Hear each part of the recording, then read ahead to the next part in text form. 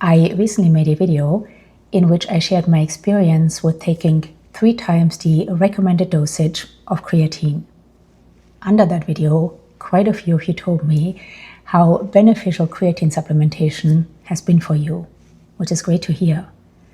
However, a number of you wondered whether creatine supplementation could possibly lead to hair loss. And several of you did let me know that you noticed increased hair shedding since supplementing with creatine. So in today's video, we will take a closer look at what science says about creatine supplementation and hair loss. But first off, what is creatine?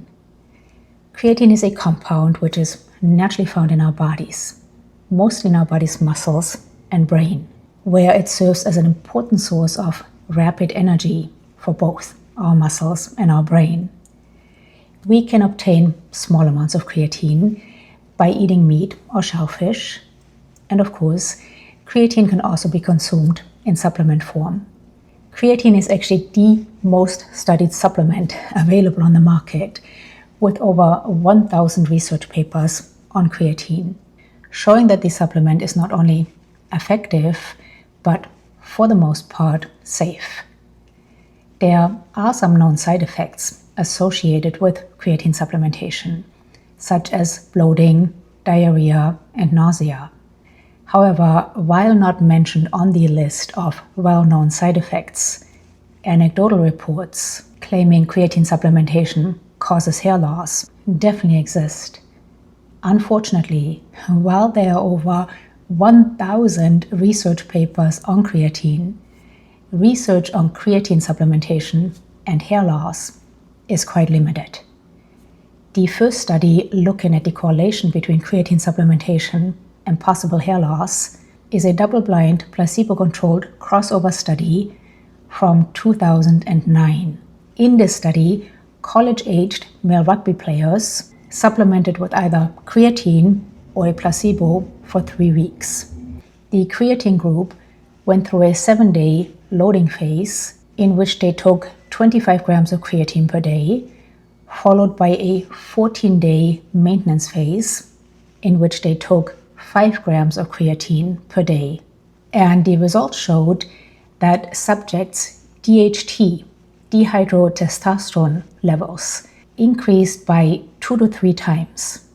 Now, DHT, dihydrotestosterone, is a hormone linked to hair loss.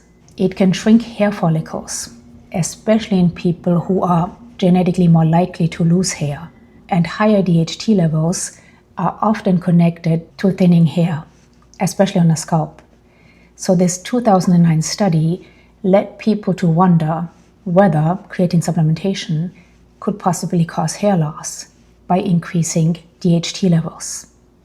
It is important to say that this 2009 study did not directly conclude that creatine supplementation causes hair loss. It solely looked at DHT levels. It is also important to say that this study was never replicated.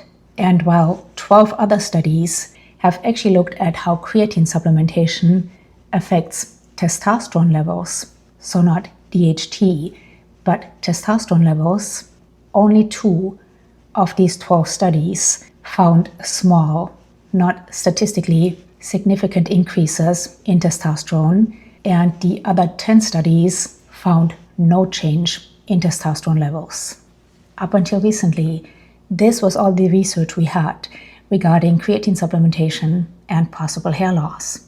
However, a randomized controlled study conducted in 2025, for which participants either took creatine monohydrate or a placebo for 12 weeks, showed no significant changes in DHT levels or DHT to testosterone ratio.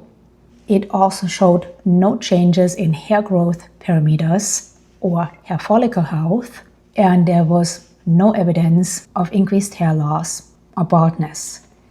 Now, while this study is good news, to those of us who supplement or want to supplement with creatine, this study did receive some criticism. Some hair loss experts first of all criticized the small sample size, with the study only including 38 participants. And by the way, the study conducted in 2009, which had solely looked at DHT levels, only involved 20 participants. But back to the study, it secondly only included young resistance-trained men, just like, again, the study conducted in 2009 only involved college-aged male rugby players. So results may not apply to women or other age groups. Thirdly, the study did not screen for individuals with genetic predisposition to male pattern baldness, which could affect the outcome. And lastly, the study was conducted during a time of the year when hair naturally has more shedding, potentially masking any effects of creatine supplementation. Now, I do think some of this criticism is valid, especially regarding the small sample size, as well as the study only being conducted on males. But at least, unlike the 2009 study, which solely looked at DHT levels, this study directly assessed hair follicle health following creatine supplementation, and it did so using a trichogram test, which assessed hair density, follicular unit count, and cumulative hair thickness. And again, there were no changes in hair growth parameters between the creatine and the placebo group. But talking about a time of the year where hair naturally has more shedding, I have talked about this quite a bit on this channel. I have struggled with seasonal hair loss for the past 15 years or so, which means that every year at about the beginning of July till about the end of October, I shed excessively. This year is the first year in 15 years, and I actually just made a video on that, which I will link down below. But this year is the first year in 15 years I have not experienced seasonal hair loss. And as I mentioned at the beginning of this video, I have been supplementing with creatine for about a year or so now, and for the past 2 or 3 months, I have increased my dosage of creatine to 10 or even 15 grams of creatine per day. And I have not experienced any excessive shedding. Again, this is the first year in 15 years I have not experienced seasonal hair loss. Now, I'm not saying that because I supplement with creatine or because I increased my dosage of creatine, I am not struggling with seasonal hair loss. I have found a solution for my seasonal hair loss, which I talk about in the video I just mentioned. But I have been supplementing with creatine for about a year now, and for the past 2 or 3 months, I have again increased my dosage of creatine to 10 or even 15 grams per day, and I actually started doing so at the beginning of summer, which is usually the time I struggle with seasonal hair loss. And again, this is the first year in 15 or so years I have not struggled with seasonal hair loss, and I have not noticed any increased shedding even when increasing my dosage of creatine. But that is me. We are all different. And as I mentioned earlier, under my video in which I share my experience with increasing my dosage of creatine, quite a few of you told me that when you supplement with creatine, you do notice excessive hair shedding. So if that is you, I would first of all say stop supplementing with creatine and consult with a doctor to determine if creatine supplementation is indeed the cause of your excessive hair shedding or hair loss. Hair loss is a very complex subject, and so many different things affect hair growth or can cause hair loss, such as diet, hormones, stress, genetics.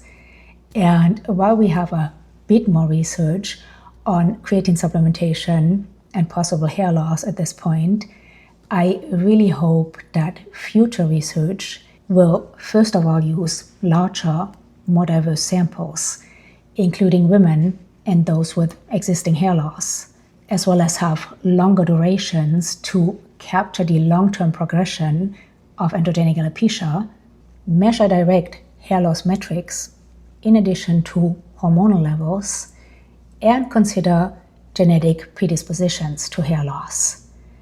So, while at this point, I would love to tell you that creatine supplementation for sure does not cause hair loss. And while for me personally, creatine supplementation, even at higher dosages, does not cause hair loss, I don't think the evidence is conclusive at this point. I would love to know, do you take creatine? And if so, have you noticed excessive hair shedding or hair loss? If not, have you noticed any benefits from your creatine supplementation? Please share down below. Any questions or comments, please share them down below. I always love to hear from you. I hope this video was helpful. Thank you so much for being here.